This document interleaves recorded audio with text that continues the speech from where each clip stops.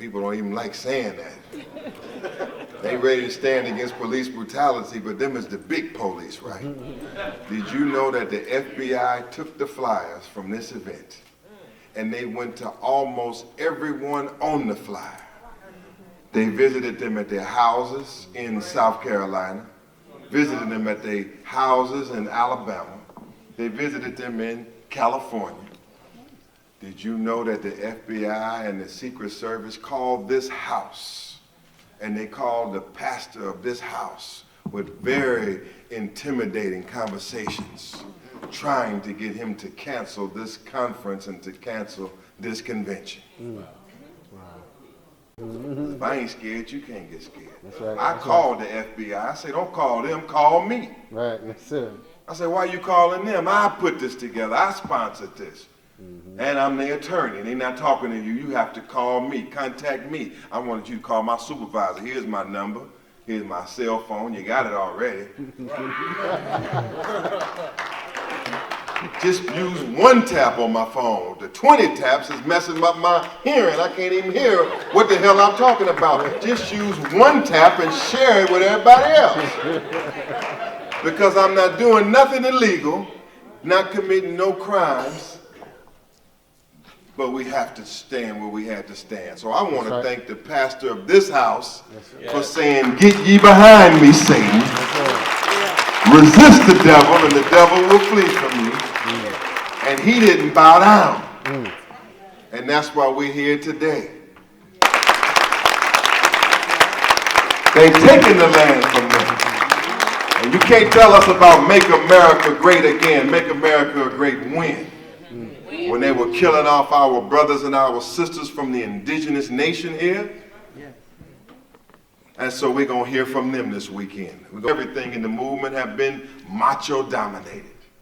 And that has to change. Because if women can teach us when we're babies and raise us up to be men, how can we start ignoring them at this stage and time? It just don't work out like that. It's all about money.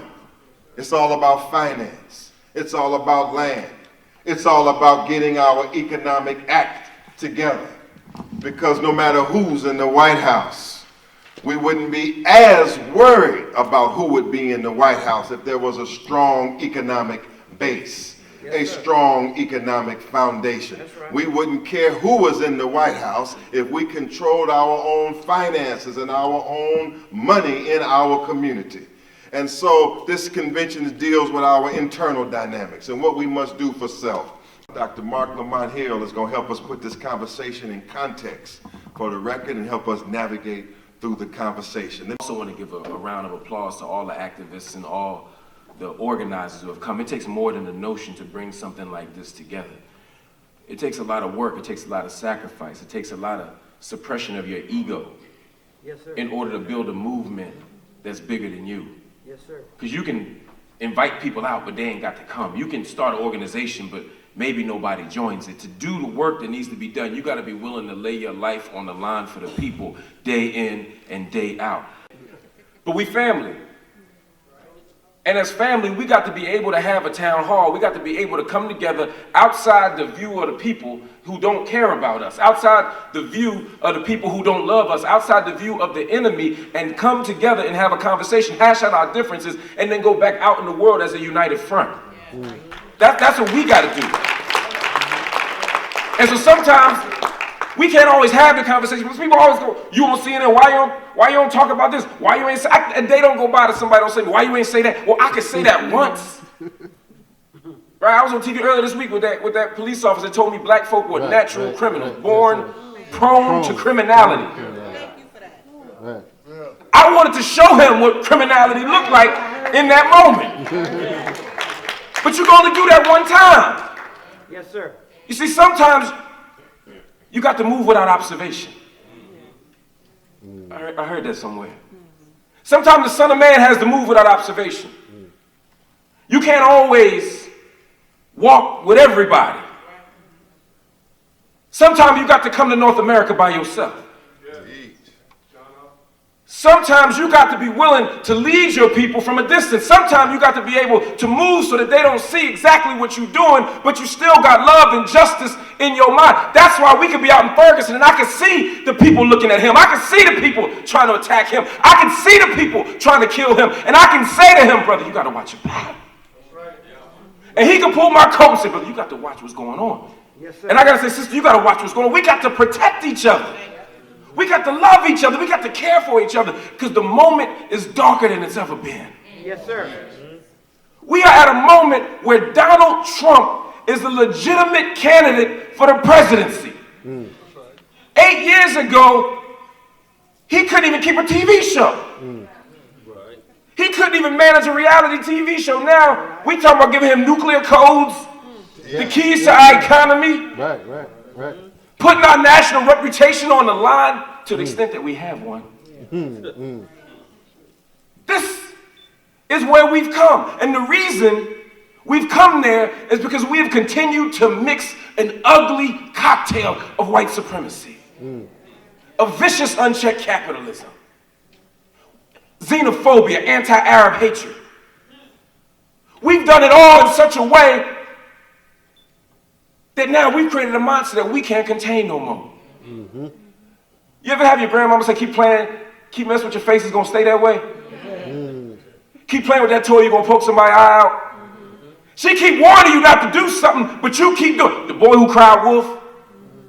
We keep saying and doing these things expecting it not to have a penalty. The Republican Party has said and done things thinking it doesn't have a penalty. They can play the racism. They can say they're going to build a wall against Mexicans. They can talk about poor people. They can throw welfare recipients under the bus. They can talk about police brutality in a way that dismisses our very humanity because they think it don't matter. But what happens at the end of the day is they build a monster called Donald Trump that they don't even want no more. They don't even want Donald Trump no more, but they can't control it. They can't control it. And so now we come to Cleveland with a man who's leading a movement that will undermine America. But the problem is the other side ain't much better. See, that's where you get jacked up, right? Because usually you can at least have the pretense of a plan B, right? I can't go here, at least I go there. It's the lesser of two evils, but we are in a moment where evil is so pervasive and profound that we're always choosing evil. And as people of God, we can't choose evil. We got to choose God. We got to choose justice. And when I say God, I mean us.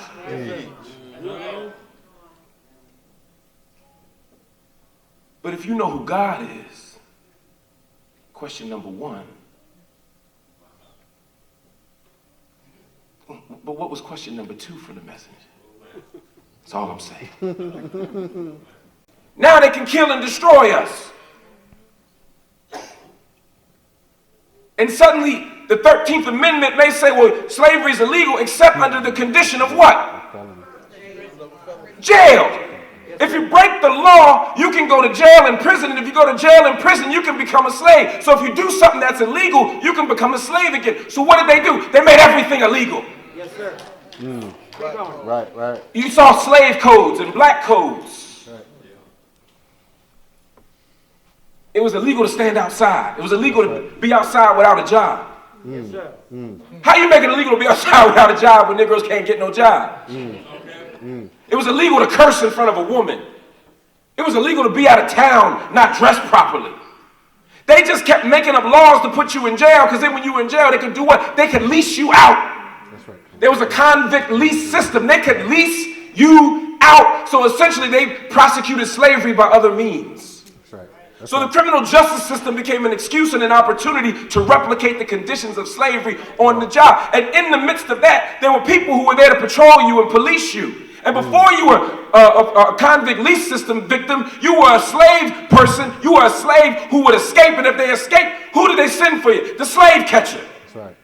And the slave catcher is a whole lot like the what? The police force. They were there to protect the property of the state. And what was the property of the state? You! Yes, sir. See, you don't get to do this on CNN, Doc. They only give me 2 minutes, man. Everything thing we're fighting for in 2016 is what we were fighting for 200 years ago. We were fighting for access to the polls. So they created laws to make it impossible for you to access the polls. Your grandfather needed to have to read. Your grandfather needed to have to vote, excuse me. My granddaddy was a slave. Yes, sir. You need to be able to pass a literacy test. White folk at the polls who couldn't read themselves administering the test. Yes, sir. And it made it impossible for you to be able to read it or pass it. They prosecuted it by other means. Now, we're still trying to access the polls. Now they got voter ID laws. Constitution very clear on this. There should be no poll tax. You shouldn't have to pay to vote. So what they say? Well, you need to have an ID. Well, how you get an ID? You got to pay for it. They don't give out no free ID. You got to get your birth certificate. Got to fill out the paperwork. Got to mail it off. Got to go somewhere. You got to pay to get the stuff to get the vote. That's a poll tax. They prosecuting it by other means. Yes, sir. We used to hang out in trees like strange fruit. They would lynch us. Oh, they do still do it. They just do it by other means. We're not hanging down from trees because hanging down from trees is politically incorrect. Instead, you see Mike Brown's body in Canfield Court laying there for 4 hours. All right, make it plain. His body laying there for 4 hours. We was out there, that little boy, that young man, 18 years old. It took him 2 hours to put a sheet over him. And the sheet didn't fit. Yes, sir. You pull it up and his feet were poking out. They pulled it up the other way. His head was sticking out. Flies and buzzards flying around his body. 95 degrees outside. The stench of death in the air. Babies standing around. Young people standing around. Elders standing around. Seeing that child that they watched for 18 years lay there like he didn't belong to nobody. Speak, brother. That's a lynching. Yes, it is. Yes, sir. What happened to Tamir Rice Speak, brother. was a lynching. Speak, brother. 12-year-old boy, they call him in, is what, 21? That's right. Playing with a toy gun, somehow they see real gun. People say, well, that's an honest mistake. It ain't no honest mistake. Speak, brother. Ain't nothing honest about that mistake. Because even if he ain't had no gun, like Trayvon, even if he up like this, like Eric Garner, Yes, sir. even if he running away like Walter Scott, Yes, sir. they all ended up the same way. Family, we can't contort ourselves out of police terrorism. That's right. We can't behave our way out of police terrorism. That's right. See, some of y'all think if y'all get some fancy degrees, Yes, sir. Speak. you wear the right suit, you speak the king's English to the queen's taste, that somehow police terrorism won't affect you. They don't want to see my PhD when I walk down the street. They ain't want to see homie gun permit. He said I got one. He played by the rules. It didn't matter.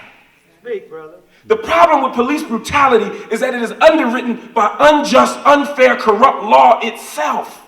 Yes, sir. So the law can't protect you either. You can't just appeal to the law. We're lucky to have legal advocates who fight for us within their system, but we have to understand the system itself is broken.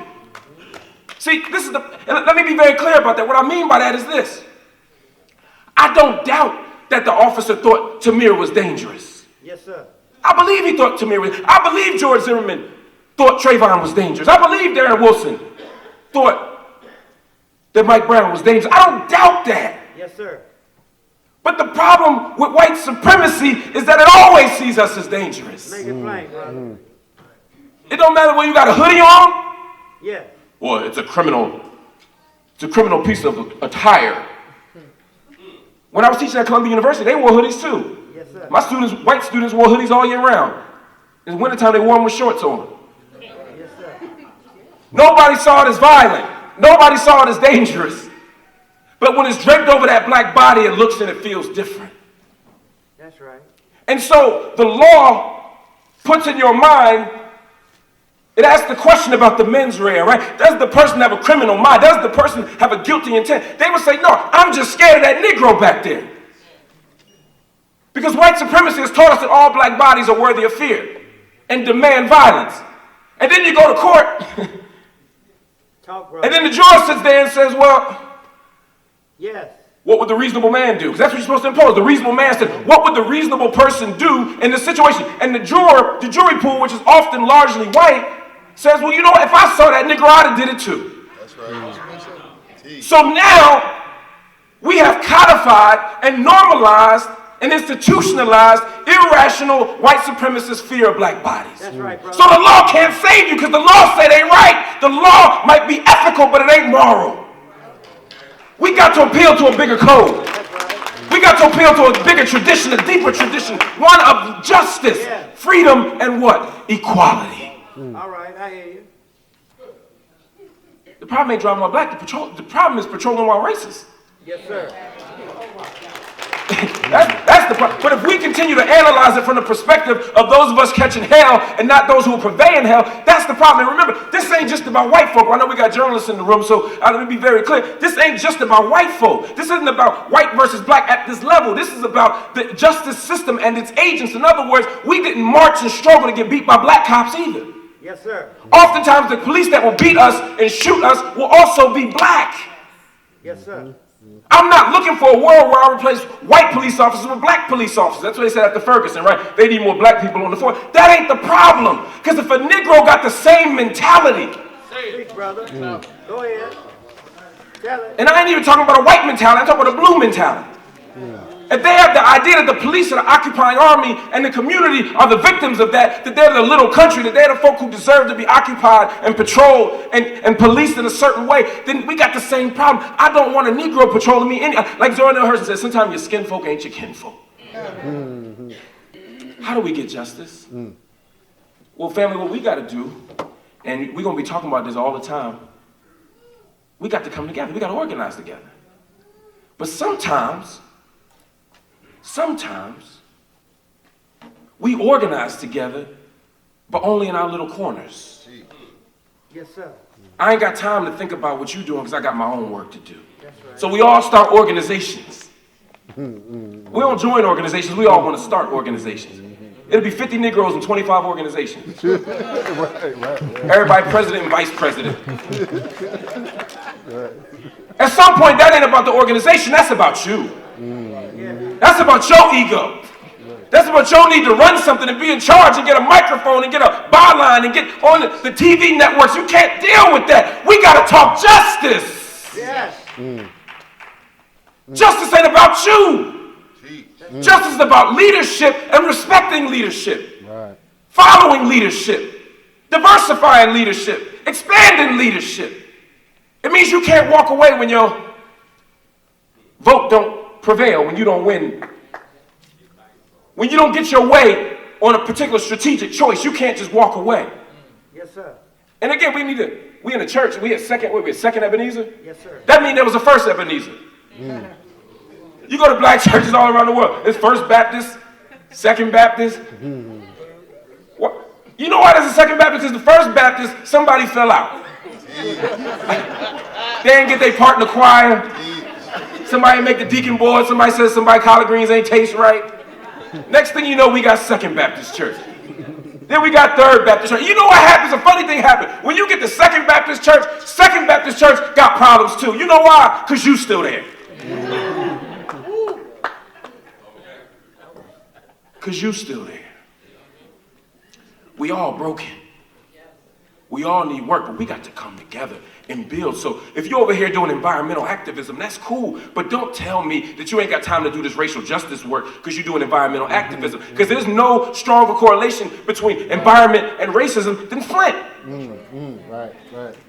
Don't try to tell me you can't do this school reform stuff because you're worried about prison activism. There's a connection between broken schools and jails. First-class jails and second-class schools are correlated. We got to deal with this stuff together. Yes.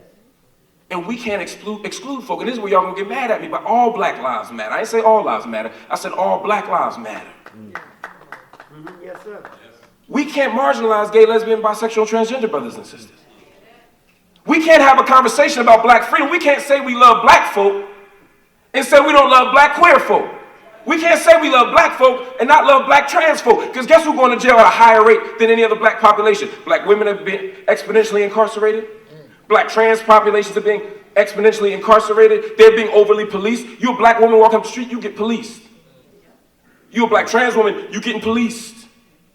You getting subject to trauma and abuse inside of prisons as well. Look at CC McDonald in Minnesota. You see, there's a whole web of stuff that has to intersect. But if we only stay in our corner and we don't come together and build these organizations, have conversations, and talk across difference. I worked at Fox News for 4 years, 5 years, on the visiting team. They don't all agree. They would call me, they'd be like, I'll be debating in the morning, and I come back on at noon. Some of y'all been on Fox News. By the end of the day, I done had 4 or 5 conversations, and they all say the same thing. They all got the same talking points. They all got the same fake stats. They all got the same jokes. After a while, I was like, yo, I'm a pretty smart dude. Like, how they get this thing together? I realized they were having a meeting. Every Monday at 11 o'clock, they go to the 6th floor. They tell me to go to the 5th floor. And they would organize.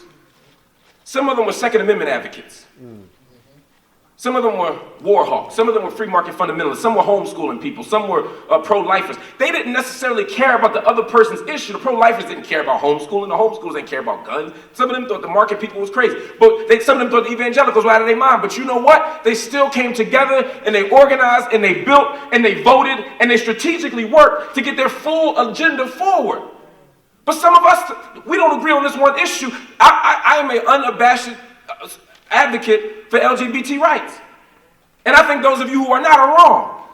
But that don't mean if we down on the streets in Ferguson and the guns start blazing, we can't protect each other. Yes, sir. That doesn't mean when it's time to stop the threat of fascism through Donald Trump that we can't commit to stopping it. That doesn't mean that when we look internationally, which is what I hope we also do, we don't fail to connect our struggle to our brothers and sisters on the continent of Africa. That we don't fail to connect it to the African people who are in Brazil, to the people who are on the boot of American capitalism in Haiti, to the people who are being occupied in Palestine. We have to be able to tell the truth every single place we go, struggle every single place we go, organize every single place we go, because we need justice.